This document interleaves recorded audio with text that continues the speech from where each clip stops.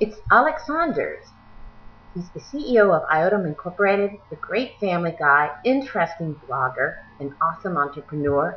And if you'll take a look at his Facebook page, you'll notice that he has some interesting quotes, such as, "An eye for an eye makes the whole world blind." Welcome to the DIDX podcast media channel, where we bring you the expertise and innovations of leaders around the world, especially in IP communications. I'm Suzanne Bowen, your host, and today we have with us Alec Saunders. He's the founder of and CEO of Calliflower, among other ventures in his life. I first met him at either a Vaughan or IT Expo conference around 2007. So I just wanted to welcome you, Alec, to participate with people who will be listening to you. Okay, thanks. I All appreciate right. All right.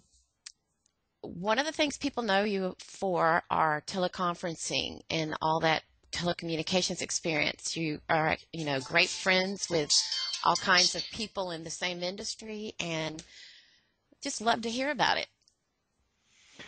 Well, it's kind of funny. I mean, I have a long-standing relationship with various kinds of communications companies, dating back to the 80s, believe it or not. Being an Ottawa boy, all of my early jobs as a student were with companies like Mitel and Nortel and Bell Northern Research. One of the first things that I did was write the code that lit the message waiting lamp on one of Nortel's early PBXs. Kind of funny. But then I spent probably 10 years away from it, or maybe even longer than that. I worked through most of the 90s for Microsoft and got really back into IP communications in 2003, 2004. I was working for a little company called Versatel Networks. Versatel has had, because they have since been acquired, a box that had a bunch of voice over IP line cards and TDM line cards in it that you could use to host applications on. And most people were building calling card applications with it. And at the time, I was fascinated by it because I looked at it and I said, communications applications are really going to end up being mostly software. And having just come out of a decade of working with Microsoft and on all the early internet stuff, I thought, and I think that what they're going to be is they're going to be internet applications. They're going to be web-based applications. They're not going to be applications that are created in a dark room with a bunch of engineers the way we used to do it when I worked at Nortel in the 80s. And it turns out that assumption was right. I mean, I wrote this thing called the Voice 2.0 Manifesto in 2005, which sort of laid that out. And the big theory behind it was that if you took a pile of engineers with knowledge about how to build web applications, and there are millions and millions and millions of those people, and empowered them to build communications applications, you would get some really interesting and different things. Because there were only a small number of people in the world that really knew how to build communications applications. All of the gurus that understood the ins and outs of, service control points and all the kind of industry jargon that exists in the telecom industry. And that was right. And that's actually the way that we built Calliflower. Calliflower is a web-based application. It's built using Ruby on Rails, which is the framework that's behind Twitter and Basecamp and all kinds of applications that are out there, because it lets you very quickly and very easily deliver new features and new applications into the marketplace. And Calliflower is a Ruby on Rails application that speaks to a classic telecom bridge from a company called Think Engine Networks. I had to think about that one. Anyway, and Think Engine actually has been through its own set of evolutions, and they're not called Think Engine Networks anymore.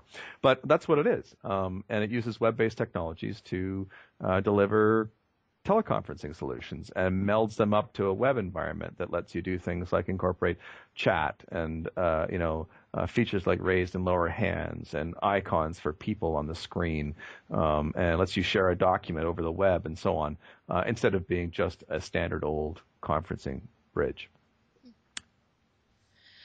Okay, Alec, this actually brings me to one of the ways I got to know you even more so after the conference that I met you at, and that is through social media, social networking. I always enjoyed reading your Facebook updates because you kind of mixed your own personal interest with what you're doing professionally in telecommunications. Like you would update us with the awesome wine or the wonderful food that you were eating. And, just like me, I always mixed running with telecommunications. I go to conferences, run with people, and try to have activities like bowling or whatever, And they always impress me when people can do that so naturally as you do.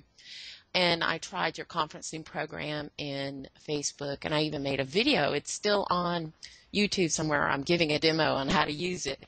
So I was wondering if you would tell us, about social media for business, and, it'd be lovely to hear. Sure. I think, first of all, social media has been very successful for us. We do nearly no advertising, and we haven't actually spent any money on advertising in probably 12 months. So all of our business comes from word of mouth. It comes from activities like the blog and everything else that are designed to get us out there and to help people understand what it is that we do. So I think that mechanically, social media works because of the fact that it generates a lot of traffic and a lot of buzz. You have to have interesting things to say in order for social media to be interesting, though, and in order for it to work for you. And so I consciously, and I just find it very difficult to separate, business from personal. I got a lot of interests in the world. I mean, these days, most recently, I've been posting photographs on Twitter and on Flickr because one of my hobbies is photography. And people who know me, these are all the different things that I'm about. So I don't separate business and personal that well. And I think that as I've gone out and started to use social media for our business, I've consciously tried to just maintain the who I am. I think that our customers, I think customers in general, when they build a relationship with an individual, they're more likely to want to do business with them. And so I always approach this from the perspective of, okay, well, this is who I am. These are the things that I do. Yeah, I have an agenda. I'm out there talking about the communications industry, and I'm talking about my company's products, and I'm hoping you're going to have a look at them. But this is also who I'm about. These are the things that I do in my spare time. These are the activities that I undertake. These are the things that I'm interested in, the social issues that I find interesting and engaging. And I'd love to have a conversation with you about any of those things.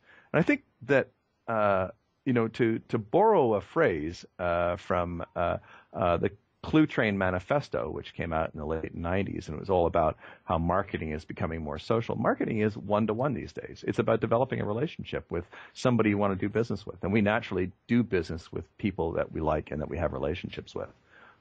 That's a very long and rambling answer. I'm sorry, but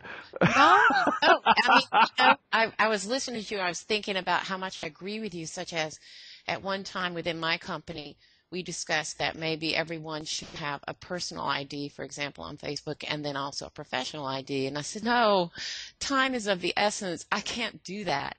I will manage to mix my personal and professional life. And believe me, the people in my network who don't even use, say, voice over IP, they're learning about it. And they're really excited to learn about it from me, But at the same time, they like to know when I'm going to run a race or if I'm going to go to a conference in their area or if I need help with something, maybe I have a recipe and something's wrong, whatever, I think it's great. And then in business, it's much more interesting to do business with people that you feel a little. Yeah. I think that at the end of the day, we all take pleasure in the triumphs and interests of the other people around us. That's what makes us human. We're not just faceless corporations that are out there providing us service. There are actually human beings behind them. Right. And I think it's really important. It helps. It helps a lot. I do too. And now Alec is so interested. Let me tell you, we're going to go into part 2. So hold on.